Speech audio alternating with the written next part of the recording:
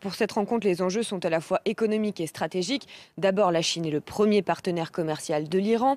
Pékin est l'un des principaux acheteurs de pétrole iranien, malgré les sanctions américaines.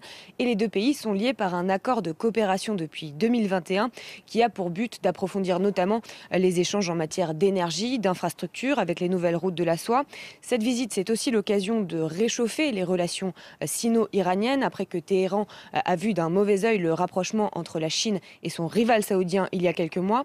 Le programme nucléaire iranien devrait également être sur la table des négociations. Pékin est un acteur clé du dialogue multilatéral pour relancer l'accord iranien de 2015 qui est dans l'impasse depuis des années. Et en tout cas, je peux vous dire que cette visite d'Ibrahim Raïssi est saluée par la presse officielle chinoise.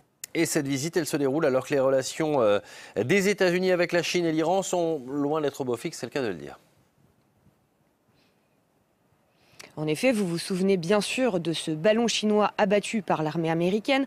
Maintenant, c'est Pékin qui accuse les États-Unis d'avoir fait voler 10 ballons au-dessus de son territoire l'année dernière. Et alors qu'en raison de cette crise, la visite en Chine du secrétaire d'État américain Anthony Blinken a été reportée sine die. Aujourd'hui, c'est Xi Jinping qui invite l'Iran, soit l'un des pires rivaux américains. Il y a aussi la question du soutien militaire iranien à Moscou. Et à noter également que Wang Yi, le premier diplomate chinois, sera à Moscou la semaine prochaine. A priori, c'est pour préparer une visite de Xi Jinping en Russie en mars, soit un an après le début de l'invasion de l'Ukraine.